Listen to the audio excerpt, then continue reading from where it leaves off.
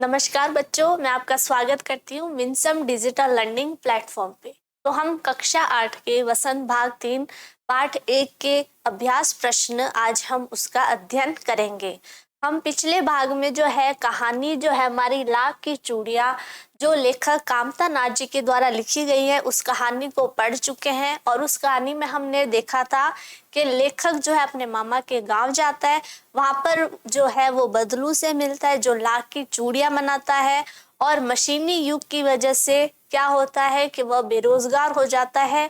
मशीनी युग की वजह से क्या है, कांच की चूड़ियां जो है मशीनों द्वारा काम होने लगता है, जिससे जो हस्त कारीगर होते हैं उनका बड़ा नुकसान होता है। आज हम पाठ पे आधारित अभ्यास प्रश्नों को करेंगे। चलिए देखते हैं। तो बच्चों, पहला हमारा प्रश्न है, बचपन में लेखक अपने मामा के गांव चाव से क्यों जाता था और बदलू को बदलू मामा न कहकर बदलू काका क्यों कहता था। तो बच्चों, हम पहले भाग में इस कहानी के बारे में पढ़ चुके हैं और हमने ये भी पढ़ा था कि लेखक को अपने मामा के गांव जाना क्यों पसंद था और वो बदलू को मामा न कहकर काका क्यों पुकारता था। आपको थोड़ा बहुत जो है वो याद आ रहा होगा। चलिए इसका उत्तर भी देखते हैं। बचपन में लेखक अपने मामा के गांव चाव से इसलिए जाता था क्योंकि लेखक के मामा के गांव में लाख की चूड़ियां बनाने वाला कारीगर बदलू रहता था। लेखक को बदलू काका से अत्यधिक लगाव था। वह लेखक को ढेर सारी लाख की रंग बिरंगी गोलियां बनाकर देता था, इसलिए लेखक अपने मामा के गांव चाव से जाता था। गांव के सभी लोग बदलू को बदलू काका कहकर बुलाते थे। अब उस गांव में सभी बच्चे बदलू को क्या कहकर पुकारते थे? बदलू काका। इस कारण लेखक भी उन्हें बदलू मामा न कहकर बदलू काका कहकर पुकारता था। चलिए अगले प्रश्न की ओर देखते हैं। वस्तु विनिमय क्या है? विनिमय की प्रचलित पद्धति क्या है? हमने पाठ में पढ़ा था विनिमय का अर्थ क्या होता है? लेन देन। ठीक है। और बदलू जो है वो लेन देन का कौन सी पद्धति का इस्तेमाल किया करता? वस्तु विनिमय। वस्तु विनिमय में एक वस्तु को दूसरी वस्तु देकर लिया जाता था। वस्तु के लिए पैसे नहीं लिए जाते थे। अब वस्तु विनिमय के लेन देन में क्या होता है? वस्तु के बदले वस्तु दी जाती है। अगर हमें कुछ खरीदना होता है तो हमें उसके बदले क्या दिया जाता है? वस्तु देनी पड़ती है। किंतु अब मुद्रा के चलन के कारण वर्तमान परिवेश में वस्तु का लेन देन मुद्रा के द्वारा होता है। लेकिन अभी वर्तमान में जो प्रचलित पद्धति है विनिमय की, लेन देन की, वो क्या हो गई है? मुद्रा विनिमय हो गया है। अगर हमें कुछ सामान खरीदना है तो हमें उसके लिए क्या चाहिए? मुद्रा चाहिए। हम पैसे देकर सामान खरीदते हैं। अगला प्रश्न देखते हैं। मशीनी युग ने कितने हाथ काट दिए हैं? इस पंक्ति में लेखक ने किस किस व्यथा की ओर संकेत किया है? अब जब लेखक 8-10 वर्षों के बाद गांव में जाता है, बदलू से मिलता है, तो वो बदलू की व्यथा, जो पीड़ा, जो कष्ट है वो उसे देखता है और अपने मन में विचार करता है कि मशीनी युग ने जाने कितने हाथ जो है वो काट दिए हैं। क्योंकि वो बदलू को जो है बेरोजगारी में देखता है। जब पहले बदलू नीम के वृक्ष के नीचे काम किया करता था, आज वह वहां पे खाट लगाकर बैठा था। इस पंक्ति में लेखक ने कारीगरों की व्यथा की ओर संकेत किया है। इस पंक्ति में लेखक ने बेरोजगार जो हो गए, जो हस्त कारीगर है, जो शिल्प कारीगर है, उनकी जो पीड़ा है, उनकी जो व्यथा है, उसकी ओर संकेत किया है कि मशीनों के आगमन के साथ कारीगरों के हाथ से काम धंधा छिन गया है। इस पंक्ति में क्या बताया गया है कि जब से मशीनी युग का प्रारंभ हुआ है, औद्योगिकीकरण के कारण मशीनें आ गई हैं, सभी छोटे मोटे काम मशीनों के द्वारा किए जाते हैं। तब से क्या हो गया, जो कारीगर हाथ से काम किया करते थे उनसे वो काम जो है वो छिन गया है। मानो उनके हाथ ही कट गए हों। अब वह कोई कार्य नहीं करते हैं तो ऐसा लगता है कि उनके हाथ ही किसी ने काट दिए हों। उन कारीगरों का रोजगार इन पैतृक काम धंधों से ही चलता था। हमने पढ़ा था कि बदलू भी जो है, जो मणिहार था, जो चूड़ियां बनाने का कार्य किया करता था, उसका ये व्यवसाय क्या था? पैतृक था, जो पीढ़ी दर पीढ़ी आगे बढ़ता जा रहा था। तो इनका जो कारीगरों का काम है वो क्या था? पैतृक था, जो पीढ़ी दर पीढ़ी आगे बढ़ता रहा। उसके अलावा उन्होंने कभी कुछ नहीं सीखा था। अपने हाथ की जो कला है, जो कारीगर है, उन्होंने उसके अलावा कभी कुछ सीखने की जरूरत ही नहीं समझी और ना वो कभी कुछ सीख पाए। वे पीढ़ी दर पीढ़ी अपनी इस कला को बढ़ाते चले आ रहे हैं। पीढ़ी दर पीढ़ी हम देखते हैं कि उनका पैतृक व्यवसाय बन जाता है, ठीक है, और वो इसी काम को, इसी व्यवसाय को आगे बढ़ाते जा रहे थे और साथ में रोजी रोटी भी चला रहे थे। और इसी कारीगरी, इसी कला के साथ में वो अपनी रोजी रोटी जो है, अपना भरण पोषण जो है वो इसी कला से करते।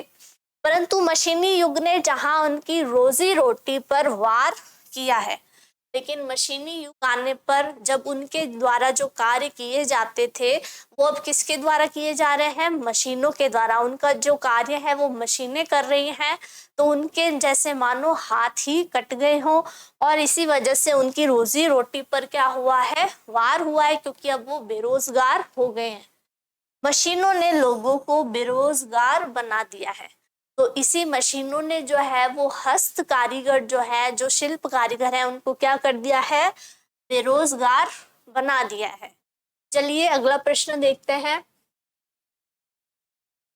बदलू के मन में ऐसी कौन सी व्यथा थी जो लेखक से छिपी न रह सकी?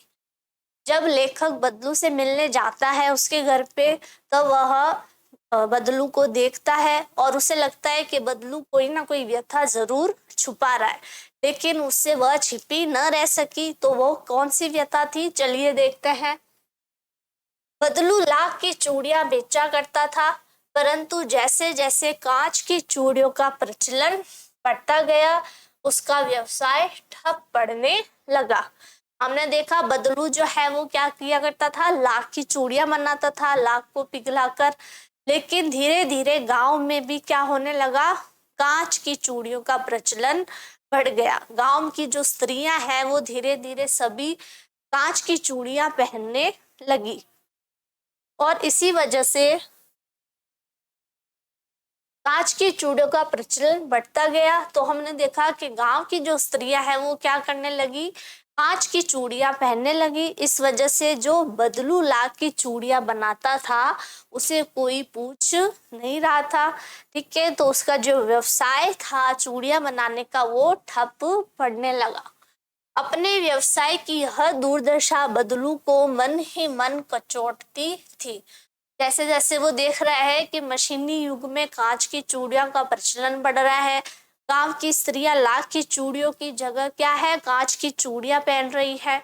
तो इसलिए जो उसका व्यवसाय की दुर्दशा हुई, जो हालात ऐसे आए, तो यह उसके मन ही मन में कचोटती थी, ठीक है। वह मन ही मन में बड़ा दुखी होता था। बदलू के मन में इस बात की व्यथा थी कि मशीनी युग के प्रभाव स्वरूप उस जैसे अनेक कारीगरों को बेरोजगारी और उपेक्षा का शिकार होना पड़ा है।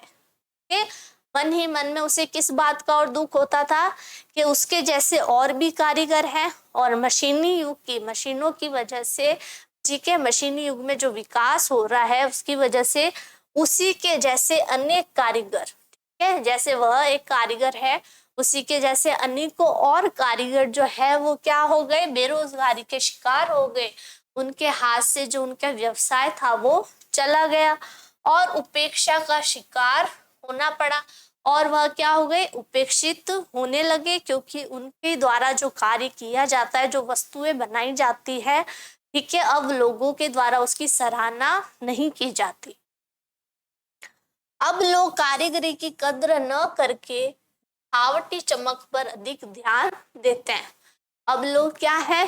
जो कारीगरी, जो हाथ के द्वारा, ठीक है, जो हस्त कारीगरी है उसकी बिल्कुल कद्र नहीं करके क्या करते हैं, जो मशीनों द्वारा जो दिखावटी चमक है उस पर क्या करते हैं, अधिक ध्यान देते हैं।